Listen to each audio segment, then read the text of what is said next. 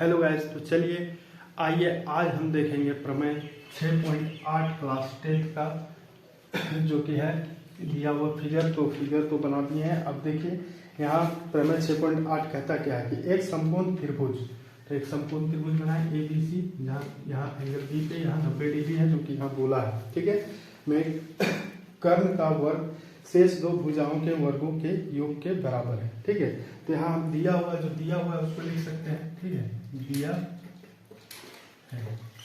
क्या है हम बोल सकते हैं, दिया है हमें एक समकोण त्रिभुज लिख सकते हैं। त्रिभुज ए बी सी जो है ए बी सी एक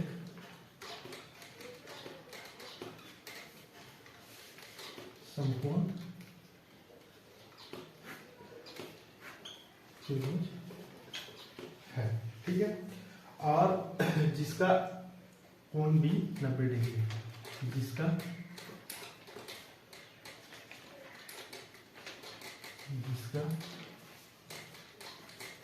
कोण भी 90 डिग्री है, ठीक है। तो ये दिया हुआ है। और देखिए हमें सिद्ध क्या करना है, तो सिद्ध करने के लिए यहाँ बोला है कि एक समकोण त्रिभुज के में कर्ण का वर्ग, कर्ण जो है ये हो जाएगा, ठीक है। एसी का वर्ग जो है वर्ग के भुजाओं के वर्गों के योग का बराबर होगा। तो भुजाओं इसमें क्या है, ए बी और बी सी है। हम यहाँ लिख सकते हैं कि ए सी स्क्वायर बराबर जो है वो हमारा ए बी स्क्वायर प्लस में ए बी स्क्वायर प्लस में बी सी स्क्वायर के बराबर है। अब यही हमें सिद्ध करना है, ठीक है। ये सिद्ध करना है, ठीक है।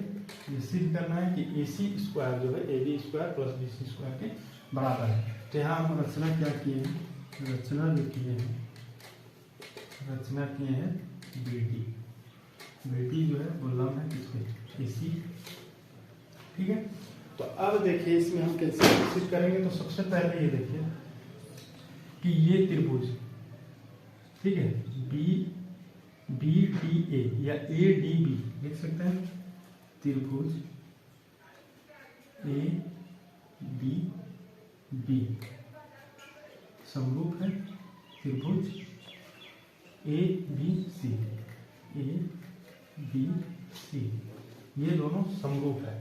यहाँ समरूप सिद्ध करने का जरूरत नहीं है, क्योंकि समरूप ये हमारा प्रमेय 6.7 में बताया गया है कि कैसे होता है, ठीक है। तो यहाँ हम डायरेक्ट लिख सकते हैं कि ये जो है ये प्रमेय 6.7 से, ठीक है। प्रमेय 6.7 से हमारा सिद्ध किया हुआ है कि ए बी सी जो है वो सब ए डी बी जो है वो समरूप हो जाएगा ए बी सी के। तो इसको हम कैसे लिख सकते हैं, ए डी बटे में ए बी बराबर होगा डी बी बटे में बी सी बराबर होगा ए बी बटे में ए सी, ठीक है। अब देखिए इसमें हमें दो चीज कॉमन क्या मिलता है, तो यहाँ ए बी है और यहाँ ए बी है, तो ये दोनों को ले लेंगे। ए डी बटे में ए बी बराबर है ए बी बटे में ए सी।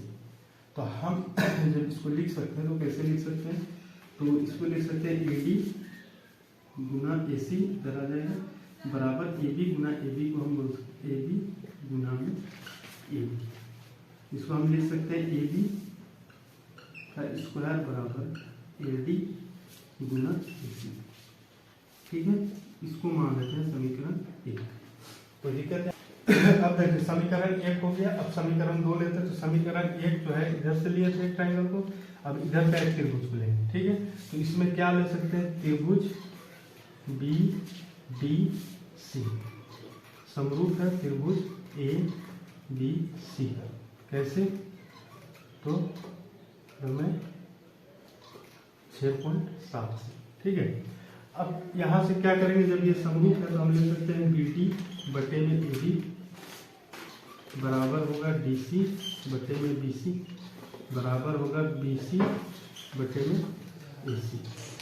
अब यहाँ देखेंगे कि दो कॉमन क्या है, तो बी सी और बी सी कॉमन दिख रहा है, तो हम ये दोनों को ले लेंगे। डी सी बटे में बी सी बराबर हो जाएगा बी सी बटे में ए सी, ठीक है। अब देखिए BC और BC को जब गुना कर लेंगे तो क्या बनेगा, इधर तो DC गुना AC हो गया बराबर इधर BC गुना में BC। अब जब ये दोनों को गुना करेंगे तो DC स्क्वायर हो जाएगा, हम बोल सकते हैं DC स्क्वायर बराबर में DC गुना AC। इसको मान लेते हैं समीकरण 2। ठीक है, ये समीकरण 2 बन गया। अब समीकरण 1 और 2 से, ठीक है, 1 और 2 को जोड़ने पर समीकरण 1 और 2 को